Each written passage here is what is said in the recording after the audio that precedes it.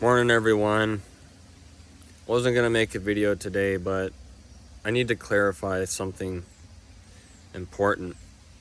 I'm gonna turn my phone. So in my video yesterday, my most recent video, I had mentioned how I kind of mocked the idea of Christians going out and just getting more guns and arming themselves to the teeth so that they can kill people, while at the same time defending people's rights to go and get more guns.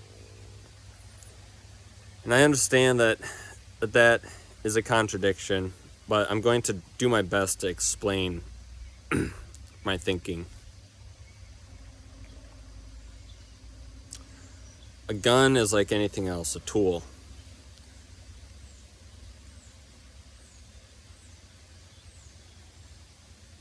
Cain slew Abel with a stone. If he had a gun, he'd have used that. If he had an axe, he would have used that. If he had no rock nearby, he would have used his hands and strangled him. As an anarchist, someone who understands or believes in natural law, I believe that when a man or a woman works, uses their time and their labor and their energy to earn cash, or whether it's a barter or trade thing, I believe that they have the right and the freedom to use that money to buy whatever they want, including weapons. I don't like that, but what am I to do? I can't force them not to. After all, it's their assets, it's their time, it's their labor. They can buy whatever they want, and they're going to use it for whatever they want to use it for. And hopefully, it's for lawful means. Now, my personal understanding of lawful means is going to be a little different than most people. I find the shedding of blood to be abhorrent. Thou shalt not kill. Okay? In matters of self-defense, if I'm in a scuffle or in a fight with someone, to what extent do I think self-defense is necessary? My personal line is I'm not going to defend myself at the expense of another person's life. I will grapple. Self-defense could be you're wrestling with someone. Self-defense could be using a staff to fend an animal or a person away. You may or may not strike someone. But the line that I don't want to cross is taking the life of another being, not just human being, a being. I don't kill animals. I don't eat meat. And the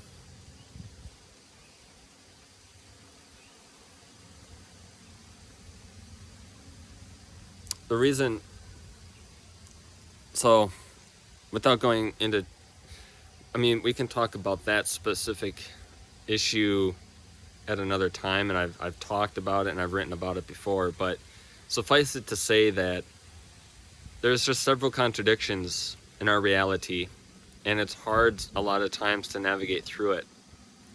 What we are dealing with in our sick, satanic fallen society is the fact that we are being ruled over by elite satanic pedophiles who stop at nothing for mere pennies.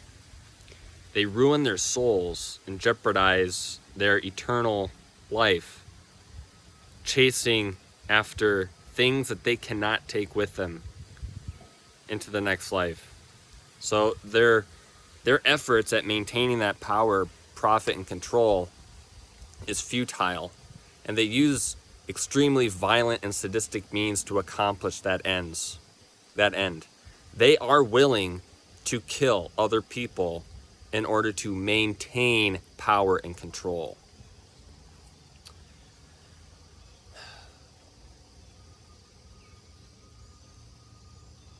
In my personal view, there is an extent to which a person who is willing to take the life of another person is no different than the person who has plotted to destroy that person's life. Does that make sense? Let's say I'm being attacked by an unreasonable person. They could be a police officer, they could be a drunk or belligerent neighbor, a stranger at the grocery store, and we get into an argument and he pulls a gun or a knife on me, right? He cannot control his emotions. He's obviously an unstable person, and he thinks that resorting to the use of force and violence is a reasonable thing to do. Now, many people will argue that it's reasonable for me to use equal or greater force to defend myself. But to me, this is a fear-based reaction. It's something that is also understandable because we're emotional creatures. Self-preservation is something that is innate. But I trust the Most High and I trust the Creator, and He says, fear not. Again, Jesus says, they that live by the sword will die by the sword. So I try to place things on a spectrum. And I'll explain why. On one end of the spectrum is the person who deviously and purposefully plots to take life in order to gain power and control and profit. Those people are sadistic, they're wicked, agents of Satan, and they're demon-possessed. These are the reptilian shapeshifters among us, if you will, right? And then there's the slave, the person who's been kept in bondage their whole life. They're kept under trauma-based mind control, and they're made into a slave, and they're kept ignorant to their situation. They are the people at the bottom of Plato's cave who only see shadows their entire life. And a lot of these people wake up to the reality of their enslavement, and I can understand why their reaction is to meet violence with violence. I understand it.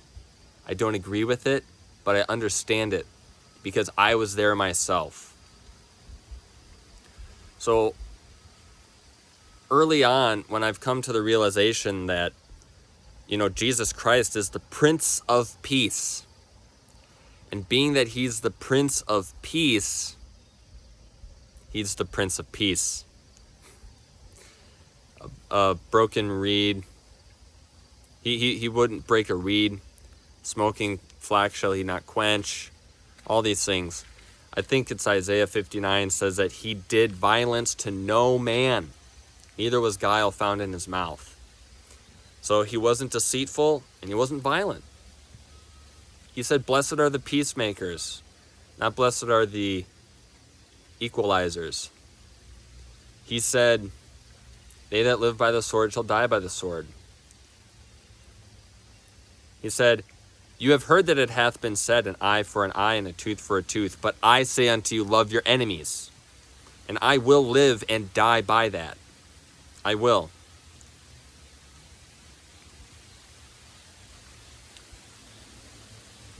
It's not easy.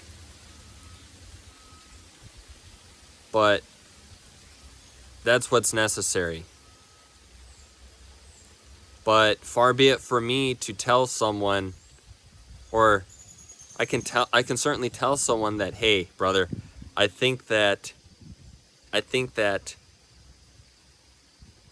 killing people is wrong.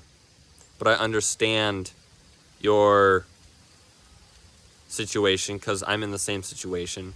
I understand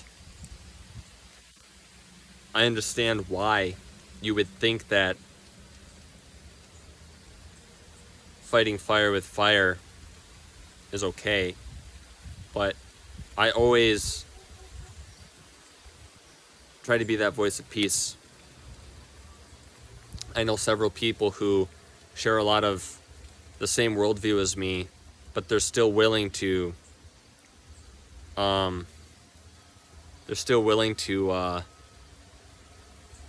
stoop to that level.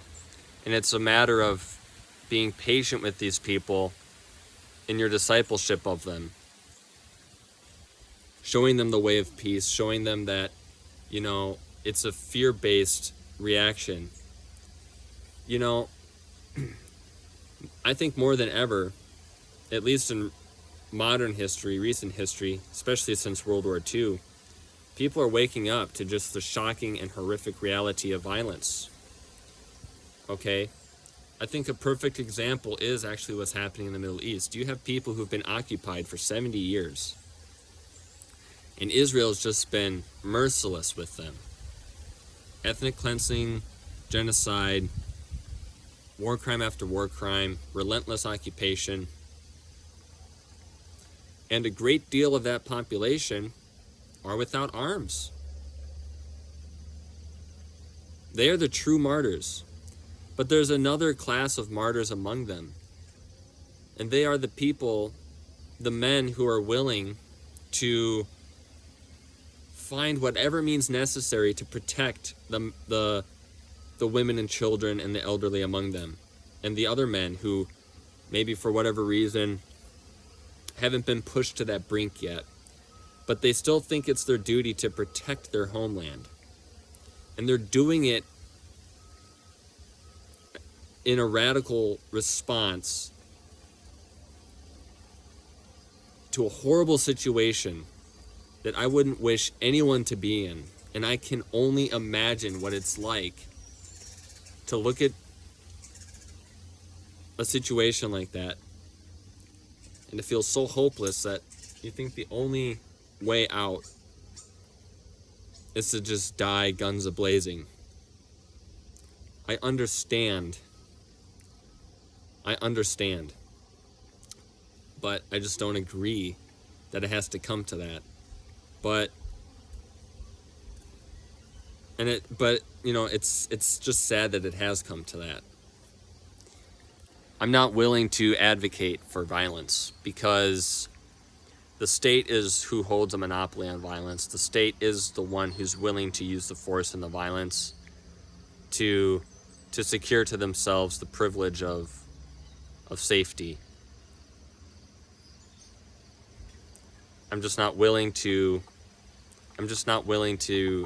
stand in their shadow. I'm not going to behave as my abuser behaves. That's just the way I see it. You can call me a little bitch. You can call me a pansy. You can say I'm weak, whatever. But my God's greater. And if someone wants to take my life and take the life of my family maybe, which, let me add this disclaimer, this caveat. If someone were to enter my home and they had violent, sadistic intentions for my family, there's no telling what I would or wouldn't do in that situation. God forbid it should happen. And God, I just God forbid. That's all I can say. I don't know. I don't know. Stranger things have happened. But I don't have it in my heart. It's not my intention to take that person's life, if ever that happens. It's not an easy thing to grapple with. And I try not to judge people anymore, really. I try. I fail, but I try. But going back to the scenario, let's say that happens and I die and everyone in my family dies and that person gets to have a free TV and they have free access to everything in the house and they take everything they want. That person's going to die someday. And he's going to have to face me and my family, and more importantly, the Creator in judgment. And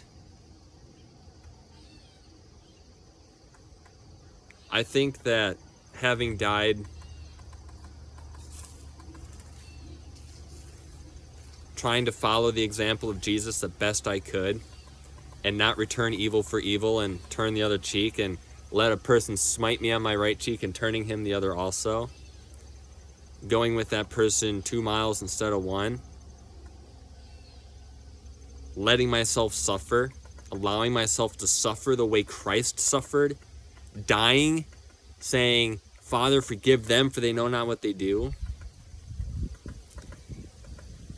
That's far more greater in the end than rushing to judgment and playing both judge, jury, and executioner. The person who might take that person's life in self-defense of his family, I think, has a chance to fare decently on Judgment Day. God knows all things. God knows the intent of every person's heart. He knows every person's circumstance. God grieves at the suffering he sees in the world. God is a good and fair, righteous judge. I just think in the scheme of things and in the balance of things, if I were to place this on a spectrum, it's far better to die without blood on your hands than to die with blood on your hands. And especially, woe to the person who schemes and who plots and who purposefully, callously takes a life. That's the problem.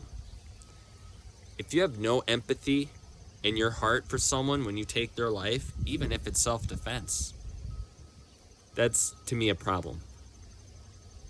It's a problem. And you're going to have to deal with that. And you're going to have to ask God to help you through that. Nobody should want to take another person's life. I think that if you want to take a person's life, you might be inhabited by demons.